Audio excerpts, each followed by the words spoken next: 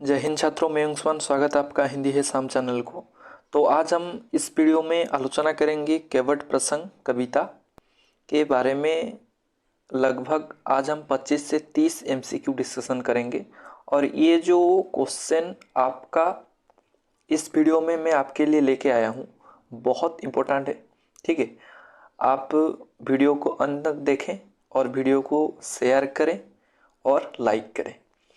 तो ये जो केवट प्रसंग की कविता है, ये कविता आपके तुलसीदास के द्वारा लिखी गई कविता है।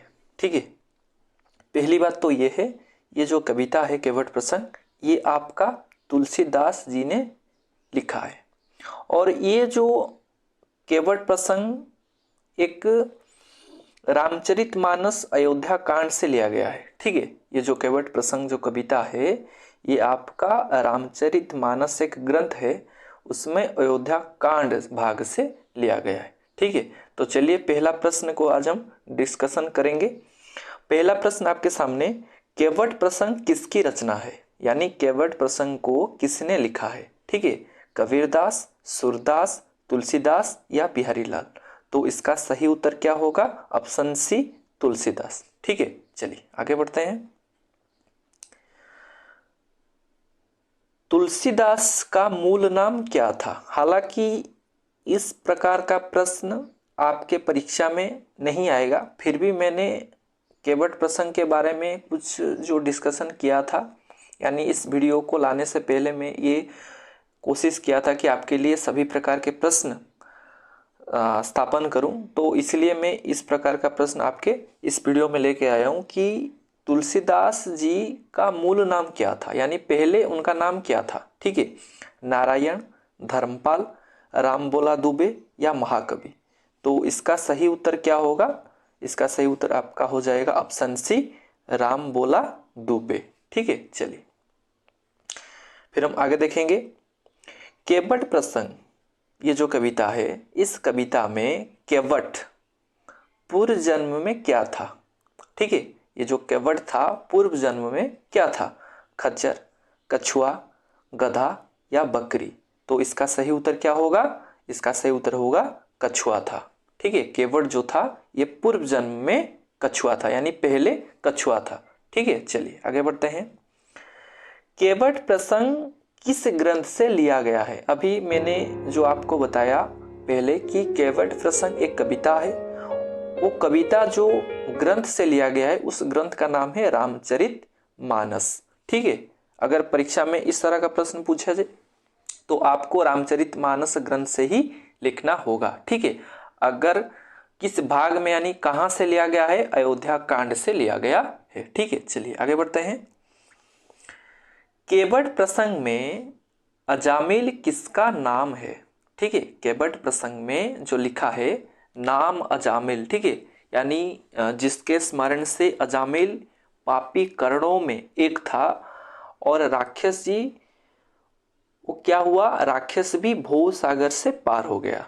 ठीक है, और आगे भी है, जैसे जिसके स्मरण से सुमेरु पर्वत भी एक छोटे से शिलाखंड में परिवर्तित हो जाता है, और जो कि आपका समंदर भी बकरी के खुर हो जाता है। ठीक है, जिसके चरण कमल से गंगा प्रकट होती है। ये चार बातें आपको ध्यान रखनी की है। ठीक है, तो यहाँ प्रश्न पूछा गया है आपको कि केवट प्रसंग में अजामिल, ये जो अजामिल है, ये अजामिल किसका नाम है? जानवर का नाम है, राक्षस का नाम है, मनुष्य का नाम है या गधा का नाम है? तो इसका सही उत्तर क्या होगा? अजामिल एक राक्षस है, यानी सही उत्तर होगा ऑप्शन बी। ठीक है, आशा करता हूं आपको सब समझ में आ रहा होगा। ठीक है, चलिए। कौन सा पर्वत शिला के कण के बराबर प्रतीत होता है? ठीक है, आप प्रश्न को ध्यान से देखें।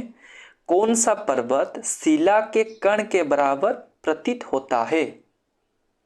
कैलाश पर्वत, हिमालय पर्वत, सुमेरु पर्वत या अरावली पर्वत? तो इसका सही उत्तर क्या होगा? इसका सही उत्तर होगा आपका सुमेरु पर्वत। ऑप्शन सी सही हो जाएगा। ठीक है, मैंने अभी आपको बताया कि जिसके स्मरण से सुमेरु पर्वत भी एक छोटा सा शिलाखंड हो जाता है। किसके स्मरण से? श्री रामचंद्र के स्मरण से। ठीक है, चलिए आगे बढ़ते हैं। बकरी के खूर में क्या समाहित हो जाने की बात कही गई है? ठीक है, बकरी के खूर में क्या समाहित हो जाने की बात कही गई है? तो ऑप्शन देखें, पर्वत, जल, समुद्र या वर्षा। ठीक है, या वर्षा। तो इसका सही उत्तर क्या होगा? इसका सही उत्तर होगा आपका समुद्र। ठीक है, बकरी के खुर में क्या समाहित हो जाने की बात कही गई है? तो इसका सही उत्तर होगा आपका समुद्र या समंदर। ठीक है, चलिए आगे बढ़ते हैं। किसके कमल से गंगा प्रकट होती है?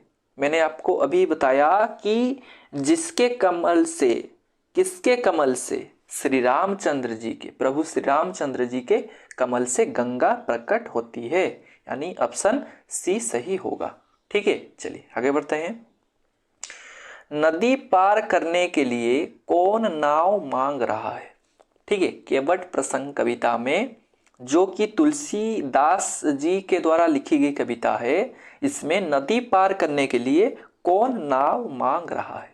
प्रभु श्री राम, अजामिल, केवट या भरत जी? तो इसका सही उत्तर क्या होगा? प्रभु श्री रामचंद्र जी नदी पार करने के लिए नाव मांग रहे हैं। ठीक है, अजामिल ये आपका राक्षस हो गया। ठीक है, अजामिल एक राक्षस है। केवट जो आपका नाव चलाता है। भरत जी जो प्रभु श्री रामचंद्र जी के भाई हैं। ठीक है, चलिए आगे बढ़ते हैं।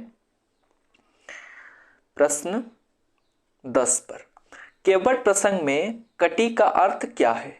ठीक है, केवट प्रसंग में कटी का अर्थ क्या है? देखिए यहां पर कोटि नहीं लिखा गया है, कटी लिखा गया है। ठीक है, मुंह, गाल, कमर या पांव? तो इसका सही उत्तर क्या होगा बताइए?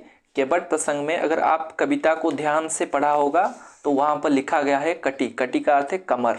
ठीक है, और मैं आपको बता दूं यहाँ पर कि कटी ये जो शब्द है आपको आकाशदीप में देखने को मिलेगा। ठीक है, अगर आप आकाशदीप का कहानी पढ़े होंगे तो जयशंकर प्रसाद जी ने लिखे हैं वो कहानी, तो उसमें भी ये जो शब्द वहाँ पर लिखा गया है कटी। ठीक है, चलिए आगे बढ़ते हैं। केवट अपने परिवार का पोषण कैसे करता है? वो जाति में केवट था। ठीक है, तो केवट अपने परिवार का पोषण कैसे करता है? नाव चलाकर, मछली पकड़कर, गाय पालकर या लकड़ी बेचकर? तो इसका सही उत्तर होगा आपका नाव चलाकर केवट अपने परिवार का पोषण करता है। ठीक है, चलिए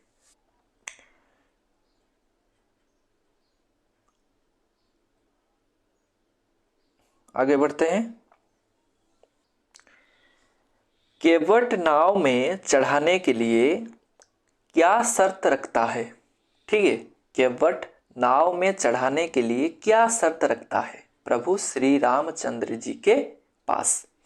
तो यहां पर देखते हैं, पांव धोकर नाव चढ़ाने का, पूजा करके, खाना खिलाने के बाद या पाठ समाप्त करने के बाद? तो इसका सही उत्तर होगा आपका कि केवट चाहता है कि मैं प्रभु श्री रामचंद्र जी के पांव धोकर ही उन्हें नाव में बिठाऊं।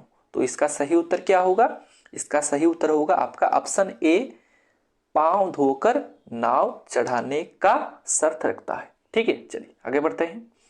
केवट के हिसाब से अत्यधिक महानता क्या है? ठीक है, केवट के हिसाब से, देखिए प्रभु रामचंद्र जी के हिसाब से नहीं, यहां पर प्रश्न पूछा गया है कि केवट के हिसाब से। तो केवट के हिसाब से अत्यधिक महानता क्या है? पैरों को, दर्शन को, पैरों की धूल को या हाथों को? तो इसका सही उत्तर क्या होगा? पैरों की धूल, ये अत्यधिक महानता है। ठीक है, क्योंकि ये जो केवट है वो डर जाता है। क्यों डर जाता है? उसको लगता है कि अगर प्रभु श्री रामचंद्र मेरे नाव पर बैठेंगे या मेरे नाव पर पांव देंगे तो ये भी हो सकता है कि मेरा जो नाव सुंदर स्त्री में परिवर्तित हो जाए। तो इसके लिए वो पहले शर्त रखता है कि मैं पहले आपका पांव धोऊंगा और फिर मैं आपको बिठाऊंगा अपने नाव पर। ठीक है, चलिए आगे बढ़ते हैं। केवट की बातें सुनकर प्रभु श्री राम जी किसके ओर देखकर हंसते हैं? केवट की ये बातें सुनकर प्रभु श्री रामचंद्र जी किसके ओर देखकर हंसते हैं? माता सीता जी के ओर, भरत जी के ओर, मुनि जी के ओर या निषाद राज जी के ओर? ठीक है, तो इसका सही उत्तर क्या होगा? माता सीता जी की ओर प्रभु श्री रामचंद्र जी देखकर हंसते हैं या हंसने लगते हैं। ठीक है, चलिए। केवट अपने घर से क्या मांगता है? केवट अपने घर से क्या मांगता है? देखिए, श्री रामचंद्र जी के आदेश पाकर, ठीक है, आप मेरे पैर को धो सकते हैं, ये आदेश पाकर घर से केवट ने अपने बच्चे और स्त्री को बुलाया और चरण स्पर्श करके सब घेरा बनाकर बैठ गए। ठीक है, फिर छोटे से कटोरी से गंगा से पानी लाया और पांव धोकर पीने लगा। कौन? केवट ने। ठीक है, कटोरी। तो इसका सही उत्तर क्या होगा? केवट अपने घर से क्या मांगता है? पत्ता, लकड़ी, कटोरी या घड़ा? तो इसका सही उत्तर क्या होगा? इसका सही उत्तर होगा आपका कटोरी। ठीक है, देखिए यहाँ पर घड़ा लिखा है। मैं हमेशा आपको बताऊं कि जब भी आप प्रश्न करें, चाहे वो कविता की हो या कहानी की हो या निबंध या फिर उपन्यास हो, आपको शब्द को और वाक्य को लिंक करना है। यहाँ पर लिखा है घड़ा, आप डायरेक्ट लिंक करेंगे। जैसे तुलसीदास का एक दोहा है, ठीक है, जल में कुंभ, कुंभ में जल, बाहर भीतर पानी। ठीक है, घड़ा, तो उसके हिसाब से लिंक करना है। सभी इस प्रकार आपको ध्यान रखना होगा, क्योंकि आज के डेट पर जब आप कोई भी एग्जाम देने जा रहे होंगे तो compete करने के लिए बच्चे बहुत सारे हो जाते हैं। ठीक है, तो उसके हिसाब से आपको तैयारी भी अच्छी तरह से करनी चाहिए। चलिए आगे बढ़ते हैं। केवट कौन सा मर्म जानता है? ये अच्छी प्रश्न है। ठीक है, अच्छा प्रश्न है, क्योंकि ये प्रश्न बहुत डीप से पूछा गया है। देखिए, केवट कौन सा मर्म जानता है? लक्ष्मण राम का प्यार है, ये मर्म जानता है? या राम जी जादू टोना जानते हैं, इसका मर्म जानता है? या राम उसकी परीक्षा लेने आए हैं, ये मर्म? या राम के चरण रज में मनुष्य बना देने वाला गुण है, ये मर्म? तो इसका सही उत्तर होगा केवट जो जानता है ये आपका राम के चरण रज में मनुष्य बना देने वाला गुण, ये मर्म जानता है। तो इसलिए केवट ने कहा कि हे प्रभु श्री रामचंद्र जी, आप पहले मैं आपका पांव धोऊंगा, फिर मैं आपको मेरे नाव पर बिठाऊंगा। ठीक है, चलिए, ये उसका शर्त था। चलिए आगे बढ़ते हैं। कविता में देवसरी का अर्थ क्या है? ठीक है, कविता में देवसरी का अर्थ क्या है? देवों के सर, देवकन्या, देवगण या गंगा नदी? तो इसका सही उत्तर होगा देवसरी का अर्थ है यहाँ आपका गंगा नदी। ठीक है, गंगा नदी से पानी लाकर केवट श्री रामचंद्र जी के पैर को धोआ था। ठीक है, चलिए आगे बढ़ते हैं। केवट राम जी के पैर धोता देख, ठीक है, केवट रामचंद्र जी के पैर धोता देख कौन पुष्प वृष्टि करते हैं? मानवगण, देवगण, दानवगण या लक्ष्मण और सीता? तो इसका सही उत्तर होगा आपका, बताइए, इसका सही उत्तर होगा आपका देवगण। ठीक है, यानी देवता लोग। ठीक है, सही उत्तर क्या होगा? देवगण सही होगा। चलिए, नदी पार होने के बाद राम जी केवट को क्या देते हैं? सॉरी, यहां पर कट गया होगा शायद। ठीक है, यहां पर मैं लिख देता हूं, केवट को, ठीक है, क्या देते हैं? रत्न जटित अंगूठी, रत्नहार, सोने का हार या मणि? तो इसका सही उत्तर क्या होगा? रत्न जटित अंगूठी। ठीक है, चलिए आगे बढ़ते हैं। नदी पार करने के बाद केवट राम जी से अपनी वसूली कब लेना चाहता है? ठीक है, नदी पार करने के बाद यानी केवट ने प्रभु श्री रामचंद्र जी को नदी पार करवा डाला। ठीक है, करवा कर राम जी से अपने वसूली कब लेना चाहता है? 3 साल बाद? बिल्कुल नहीं। राम जी के लौटते समय? हो सकता है। अयोध्या से जाते समय? ये तो बिल्कुल नहीं, कोई नहीं। तो इसका सही उत्तर होगा आपका राम जी के लौटते समय, यानी हे प्रभु, हे राम, आप जब लौटेंगे तभी मैं ये आप वसूली लूंगा। ठीक है, चलिए, लेकिन अभी नहीं लूंगा। अंत में राम जी केवट को क्या देकर उससे विदा लेते हैं? विमल वरदान, धनुष, खड़ाऊ या इनमें से कोई नहीं? तो इसका सही उत्तर होगा विमल वरदान। ठीक है, विमल वरदान देके राम जी केवट को देकर चले जाते हैं या विदा लेते हैं। चलिए, कौन सी नदी अपने पानी से राम जी के चरण परखने से केवट अपने को गौरवान्वित समझती है? ठीक है, समझता है होगा, ठीक है, समझती कर दिया हो यहाँ पर गलत में, समझता है। ठीक है, तो गंगा, सरिता, ब्रह्मपुत्र या दया, तो इसका सही उत्तर होगा गंगा नदी। ठीक है, चलिए आगे बढ़ते हैं। पत्थर की शिला क्या होगी? सुंदर मूर्ति, सुंदर स्त्री, पर्वत या इनमें से कोई नहीं, तो इसका सही उत्तर होगा सुंदर स्त्री में परिवर्तित हो गई। ठीक है, चलिए आगे बढ़ते हैं। श्री रामचंद्र के चरण कमल की धूल में क्या है? प्रभु श्री रामचंद्र के चरण कमल की धूल में क्या है? दरारें, मिट्टी, जड़ी या कुछ नहीं, तो इसका सही उत्तर होगा आपका जड़ी। ठीक है, चलिए, और इस वीडियो का अंतिम वाला प्रश्न, केवट ने क्या कहा? ठीक है, केवट ने क्या कहा? मैं नाव पर तुम्हें बिठाऊंगा, मैं तुम्हारे मर्म जानता हूं, प्रतीक्षा करो मैं पहुंच रहा हूं, या मैं तुम्हें पहचानता नहीं, तो इसका सही उत्तर होगा कि मैं तुम्हारा मर्म जानता हूं। ठीक है, जो मर्म की वो डर गया था सुनने के बाद कि अगर प्रभु श्री रामचंद्र जी मेरे नाव पर बैठेंगे तो मेरा नाव भी सुंदर स्त्री में परिवर्तित हो जाएगा।